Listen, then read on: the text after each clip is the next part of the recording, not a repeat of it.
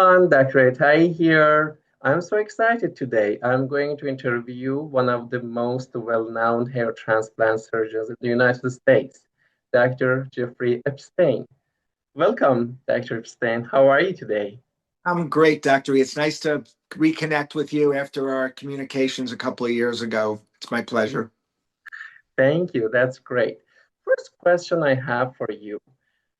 I would like to ask, when someone should see a hair transplant surgeon? A couple of criteria. Of course, the most important thing is when their hair loss is bothering them enough to be motivated enough to undergo a procedure.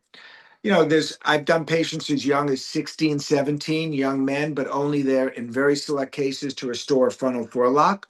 I've also worked on men and even women in their early to mid 80s that are just looking, interestingly, looking to feel as good as they feel. Every case has to be individualized. For my practice, most of my patients tend to be men in between the ages of 45 and 65. Most of my patients do a lot of homework. They're not looking for a quick fix. They're taking their time and doing their homework.